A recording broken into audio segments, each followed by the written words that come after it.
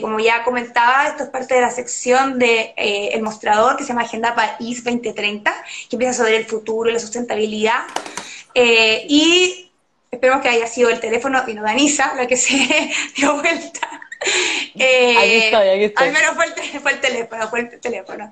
Y esto lo hace El Mostrador junto con Fundación Saber Futuro, de la cual yo soy directora ejecutiva. Mi nombre es Paula Espinosa.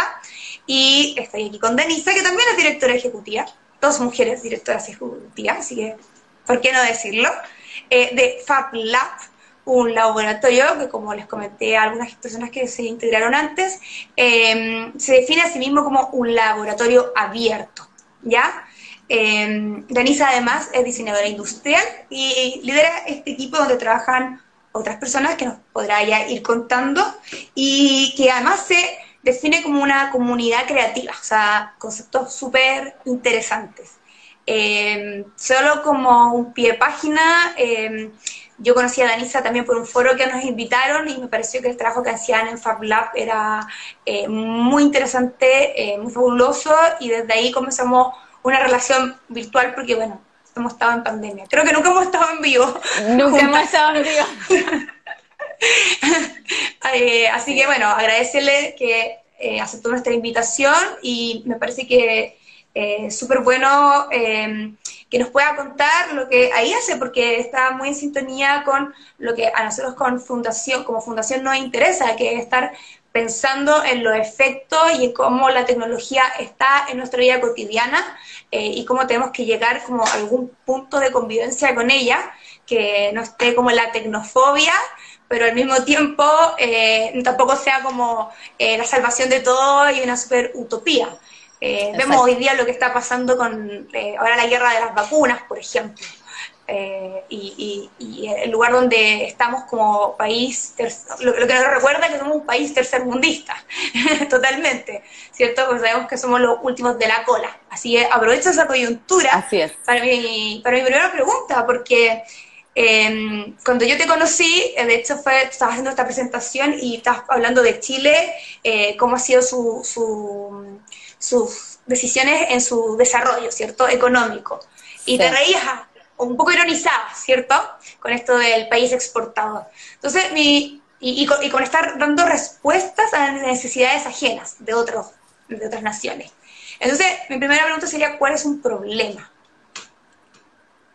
¿Qué es un problema? Sí, bueno, yo diría claro, como tú bien dices, Chile se ha puesto en esta posición como de solucionador de necesidades ajenas, pero yo creo que el problema radica incluso en algo un poco más profundo. Ya, por un lado, claro, efectivamente, como bien dices tú, es un solucionador de necesidades ajenas y no solamente de necesidades ajenas, sino que son necesidades ajenas que son primitivas, ¿cierto? Hoy día nosotros proveemos, por ejemplo, alimentos, ¿cierto? Bienes naturales, cosas que son básicas, y en ese proveer el país no se desarrolla, ¿ya? O sea, para poder proveer de todos estos bienes, qué sé yo, el país no necesita generar muchos conocimientos para poder hacerlo, ¿vale?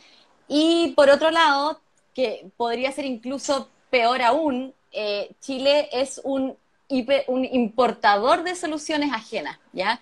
Soluciones o productos o servicios, qué sé yo, que son estandarizados, que han sido desarrollados en otros contextos, para personas que tienen otra identidad, ¿cierto? Para territorios distintos.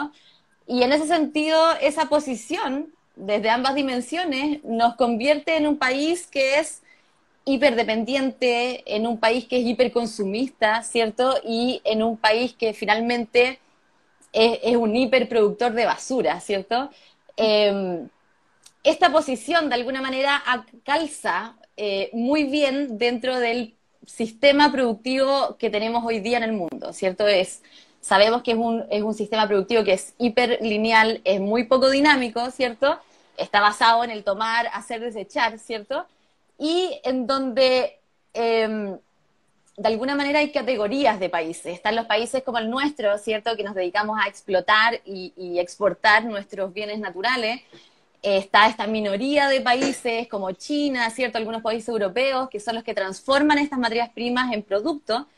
están la mayoría de los países del mundo que son los que consumen, y finalmente están estos países que funcionan como unos perfectos basureros, ¿cierto? En donde los productos terminan en su último ciclo de vida.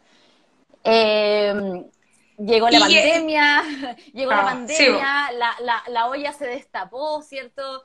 No sé, para ilustrarlo con algo, hubo esta sí, escasez mundial, ¿cierto? De elementos de protección personal, por ejemplo, porque China cerró las exportaciones, dejó sí, naturalmente los productos para ellos, ¿cierto? Entonces tenemos hoy día un modelo en crisis, ¿ya? Todos lo sí. sabemos, el que no lo sabe es porque tiene los ojos cerrados nomás, ¿cierto? Solo por eso.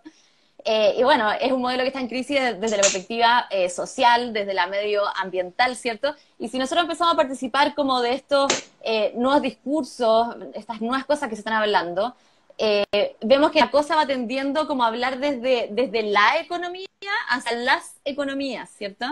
Se puede escuchar, no sé, economías del compartir, ¿cierto? Economía del conocimiento, el La colabor- decrecimiento también, que sí, son po, la tendencias, ¿cierto? colaboración, sí, sí. Exactamente.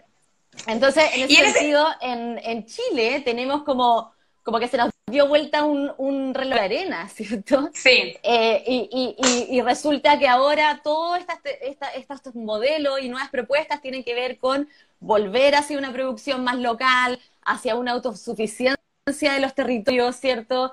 En donde hay desarrollo, las personas sí. pueden volcar toda su creatividad en oficios que son nutritivos, ¿cierto? Y nosotros seguimos aquí y no sé si cacharon eso del Instituto de Tecnologías Limpias, ¿cierto?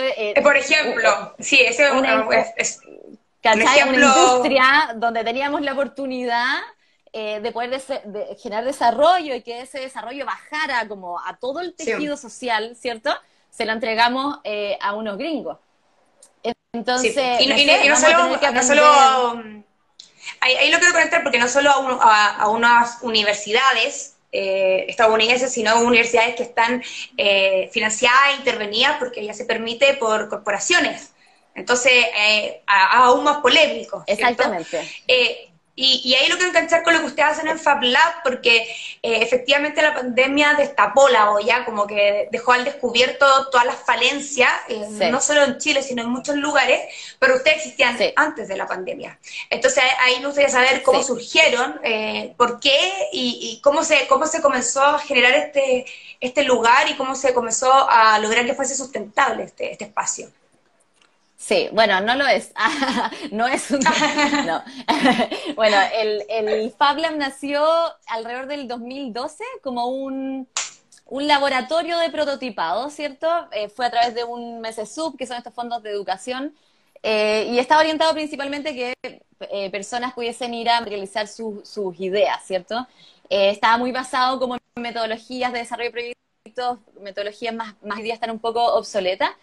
Y bueno, el Fab Lab fue creciendo, se fue consolidando, fueron apareciendo programas y hoy día nosotros, como tú bien decías, nos encanta nombrarnos como una comunidad creativa, por ahí veo algunos palos blancos. Y es una comunidad creativa que hoy día se dedica a impulsar proyectos orientados a generar bienestar social y ambiental a través del desarrollo y aplicaciones emergentes de fabricación. Es un laboratorio que está como lleno de máquinas, muchas construidas por nosotros. Es un laboratorio de puertas abiertas y eso es súper importante. Está en la Facultad de Ciencias Físicas y Matemáticas de la Universidad de Chile, pero es un laboratorio muy transdisciplinario. Y funcionamos conectados a propósito de redes de inteligencia colectiva, que podemos abordarlo más adelante, muy conectado con la red mundial de Fab Labs, que hoy día está compuesto por más de laboratorios alrededor del mundo. Sí, eso Así que... que el laboratorio, Dale, dale. sí.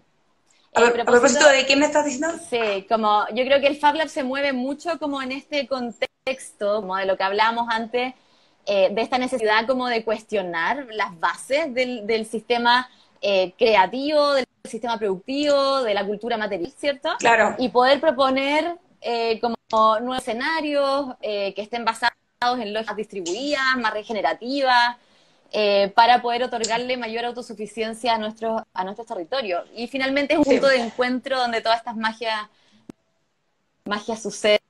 pasan. Bueno, de hecho eso y la verdad ha que lo sido bien pasamos interesante porque uno se da cuenta que, súper bien. ay, perdón, que se corta la comunicación. No, pero que eso es bien interesante porque efectivamente el modelo laboratorio es algo que está existiendo en general y de hecho el mismo encuentro donde nos conocimos era de un grupo de ciencia, de grupo de estudiantes de pregrado y posgrado de ciencia que están un poco ya hartos, por decirlo de alguna manera, del sistema productivo que Sí, veían que se les venía. Y ahí hablamos de acceso abierto y de ciencia abierta, que son dos cuestiones distintas, y ambos caminos que ustedes han exacto. tomado. Usted habla mucho también de la documentación y de poder colaborar en los proyectos. Entonces, me gustaría que nos contara por qué usted han optado por ese camino, como un sello, además, de su trabajo. Sí, sí. Yo creo que hay como dos grandes contextos que se vinculan con este propósito como de abrir el conocimiento. Uno tiene que ver con un contexto más global, digamos. Nosotros somos fieles creyentes en los procesos de inteligencia colectiva y creo que eso se refleja mucho en todos los proyectos que habitan el laboratorio, ¿ya? O sea, si bien hay proyectos que son liderados, no sé, hay cabecillas, qué sé yo, ¿cierto? Como coordinadores, digamos. Hay una percepción generalizada de que los proyectos son de alguna manera concebidos por todos, ¿ya? Y ahí en el fondo los programas que tiene el laboratorio responden a esas métodos de colaboración efectiva, etcétera, etcétera, ¿ya? Pero hay una cosa como de una horizontalidad total también entre las disciplinas, entre que también fomenta mucho ese rollo colectivo y de alguna manera en esa pérdida de la autoría, ¿cierto? Que a nosotros nos gusta mucho porque sentimos que aportamos también como un proceso de cambio cultural. eh, lo que tiene más sentido es concebir el conocimiento como bien público. Sabemos que el conocimiento es un remix, es una sumatoria de todo, de experiencias, de vivencias, de contextos, de oportunidades, ¿cierto? Entonces hay una concepción de esa apertura total. Y bueno, nos funciona muy bien. Nosotros tenemos, cuando tú, una página web que si ahí se motivan, se meten. Es como un Sí, repositorio, FabLab. ¿cierto?, de proyectos de código abierto, todo bajo como esta filosofía del open source, del open hardware, ¿cierto? Y muy apoyados también por estas nuevas tipos de licencias, por ejemplo, como las Creative Commons, que de hecho están hechas Claro. para que el origen de esas licencias, que bueno, nacen en software, nosotros las llevamos más a hardware, tienen que ver con como preservar esa apertura, ¿cachai? Entonces, las cosas, el conocimiento es para que cualquiera pueda tomarlo, modificarlo, adaptarlo, ¿ya? Y ahí como copia o muerte, ¿cierto? Sí. Bueno, Y después, dale. Que en la sesión pasada también se repetía esta idea con Demian Arancilla del Ministerio de Ciencia, esta idea de la inteligencia colectiva. Entonces, y me gustó mucho también, como lo decía ahora, como se va diluyendo esta idea de autoría. ¿Cómo ha sido, en términos así como de formateo de cabeza, empezar a pensar como, oye, esta creación no es mía o esto es tuyo? ¿Ha significado como un cambio, un remesón importante o ha sido algo natural, liberador, no sé? totalmente, yo realmente lo asocio antes que nada como un cambio cultural. Pero de luego tení, como de lo que nos han enseñado siempre, que es como, no sé, el origen del conocimiento, la protección ante el conocimiento, la genialidad de las ideas, todo ese mundo. ¿sabes? Y por otro lado también tenéis cosas estructurales, o sea, no sé, tenemos de alguna manera también un poco el afán de contradecir esta paradoja como público-privada. No sé, está el caso, ponte tú, de universidades privadas y que hacen a fondo esta para generar conocimiento, ¿no? Y finalmente terminan pronto e incluso rentabilizando esos mismos desarrollos que han sido con plata de todos los chinos, ¿cierto? Entonces también nos tomamos muy en serio este rol como dentro de la universidad pública de transformar verdaderamente el conocimiento en un bien público. Yo creo que eso es lo que es hoy y eso debería darse como a todo nivel y en todo el mundo, digamos. O sea, sería súper importante que ese fuese un mensaje que quedara muy, muy pegado en la academia. Creo que Danisa está con algunos problemas de conexión, porque yo estoy, me escucho bien. ¿Denisa, volviste? Sí. Sí, ahí volviste. ¿Me escuchas? ¿Me escuchas? No, parece que no me escuchas. No. No. Te veo, pero no te escucho.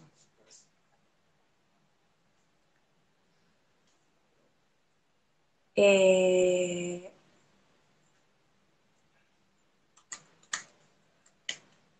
¿Aló? ¿Me escuchas?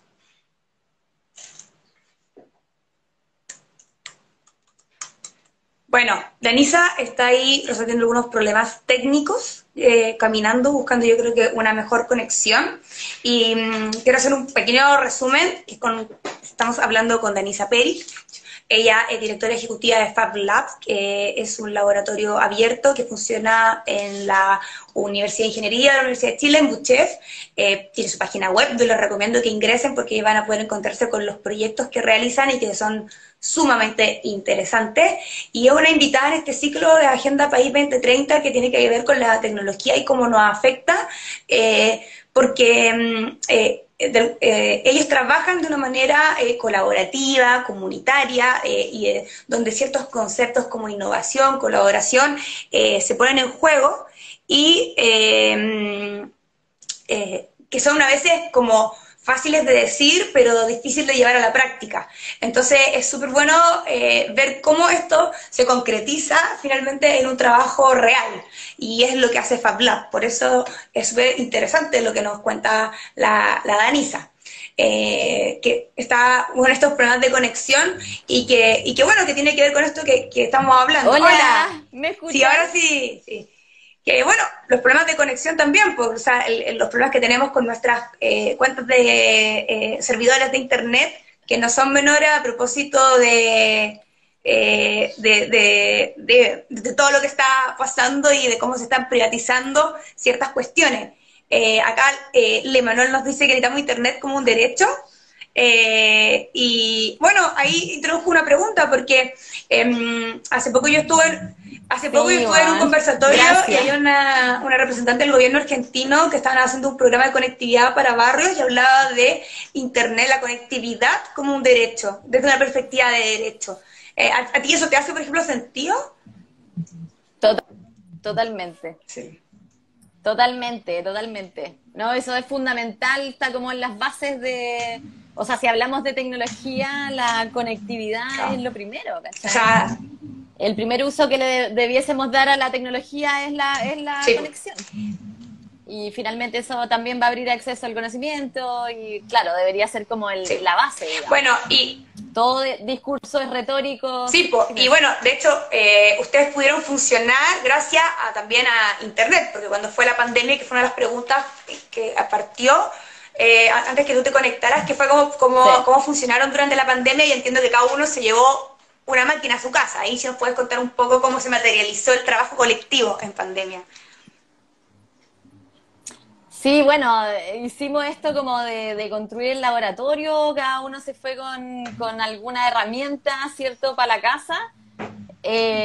Bueno, y fue bien interesante, digamos, como que afloró esta cosa como de las comunicaciones, pero también como nosotros estamos metidos, claro, en el ámbito más creativo y qué sé yo, fue súper interesante ver cómo se pudo, como, gracias a las tecnologías, ir como fusionando el mundo más digital con el físico, ¿cachai? Esa posibilidad de que el Joaquín en su casa, en el sur, pudiese mandar un archivo de lo que en el fondo materializaba lo que estaba pensando y yo poder aquí hacerlo en la casa y darle el feedback. Realmente generó unas dinámicas muy bizarras y geniales, ¿cachai? Ha sido bien particular. Han habido labores, obviamente, que hemos necesitado ir al laboratorio y reencontrarnos. También la magia de reencontrarnos ha sido única. Hemos tenido unas panas así virtuales que al vernos han sido en un segundo resueltas. Entonces, yo creo que la magia hoy día está en saber combinar Mm. ambos entornos. Yo creo que la cosa, el péndulo, si hablamos como de esta digitalización, estos escenarios futuristas también como de hologramas y no, qué sé yo, yo creo que de alguna manera también el péndulo está como regresando como a integrarse un poco más el mundo de lo digital, que es como asociado con lo eficiente, qué sé yo, con el lado más humano, más creativo, como de ese mundo Claro. fome. Como no es, yo quería que la clave es como la integración, yo creo que para allá va la cosa. Esto misma, la misma analogía como con esta cosa que nos fuimos muy a lo global y ahora de alguna manera estamos regresando Sí. a lo Y local, no, ¿cierto? Nos fuimos mucho al mundo hiperindustrial y de alguna manera hoy día estamos tomando como ciertos rasgos de la artesanía, por claro. Y no, ejemplo.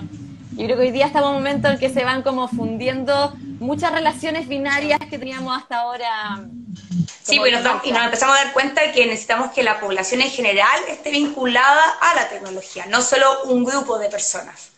Entonces eso también es súper importante.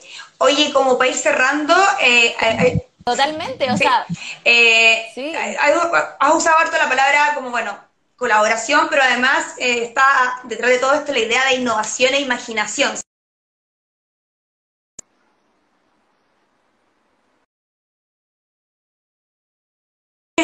Estaba todo esto, te sí, escucho. sí, no, de No repente fui yo. fue una cosa muy rara que pasó.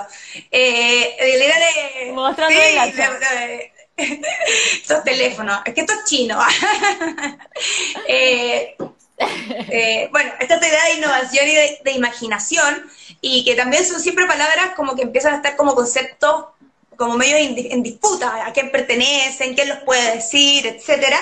Y entonces ahí preguntarte a ti cómo tú podrías definir o decir o elucubrar qué sería la innovación y la creatividad, y también si tú crees que existen, si existe algo así como la innovación y la creatividad. Sí, yo creo que, no sé, en cuanto a la creatividad, que quizás es como la más, como la definición más, como con más definiciones, ¿cierto? El concepto con más definiciones. Yo no creo, por ejemplo, en ahí te diría que no existe esa definición de la creatividad que viene como del mundo de las genialidades, ¿cierto? Como de esta idea, esto de que las ideas surgen de cualquier lado por este genio hiper virtuoso, ¿cierto? Lleno de paz creativa y de satisfacciones, en donde le cae la manzana en la cabeza y de forma milagrosa surgen las ideas. Yo soy mucha más amiga de la definición de la creatividad como que surge desde la escasez en el fondo. Y es porque me gusta verlo como una capacidad que está mucho más democratizada, que no es exclusiva, que no es elitista, ¿cierto? Y no sé, yo diría que para mí la creatividad es como una capacidad como de sumergirse en un proceso que es intenso, de hecho, ¿ya? Que no es fácil ni qué sé yo, es muy intenso y tiene que ver con como poder intercalar, no sé, observaciones, hallazgos que vienen mucho más como de adentro, ¿cierto? Son más entrópicas, desde mis vivencias, mi experiencia, ¿cierto? Por eso a veces, de hecho, los procesos creativos son incluso como sufridos o dolorosos, ¿cierto?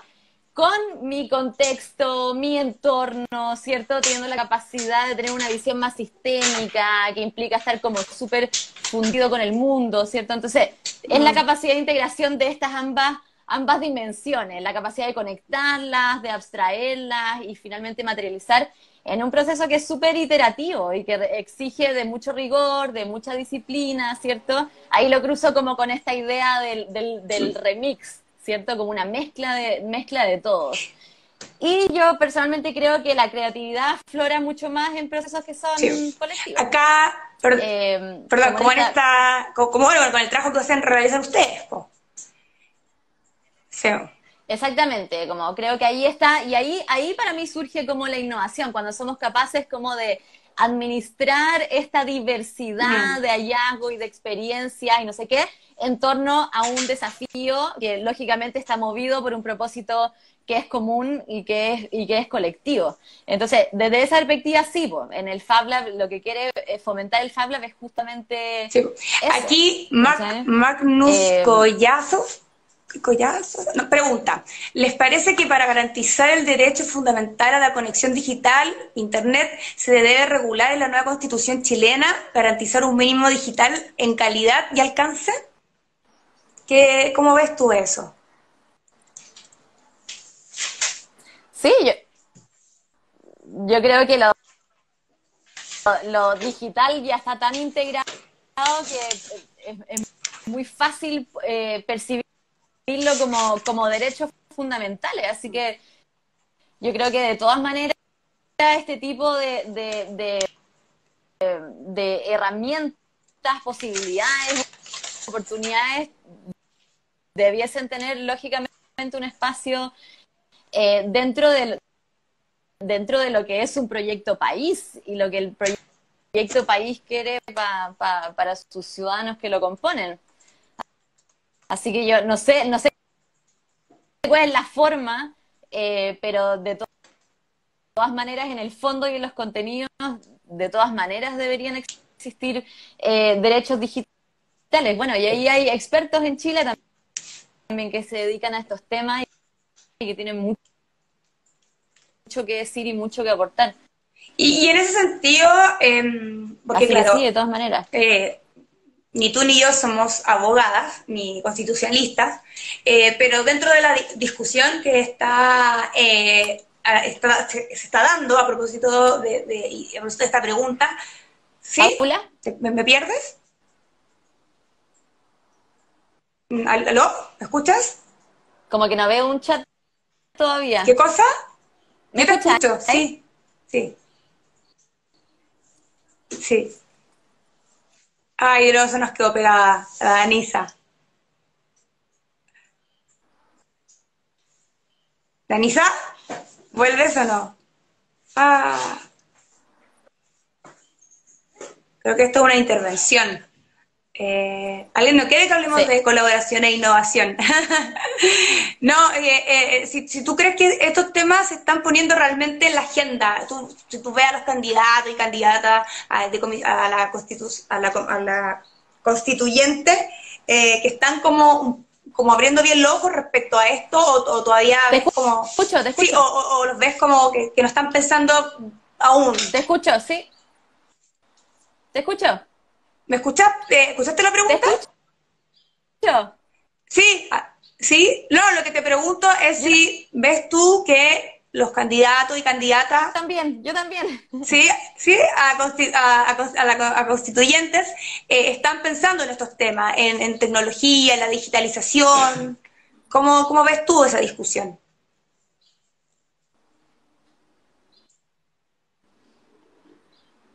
¿Me ¿Sí? escuchas?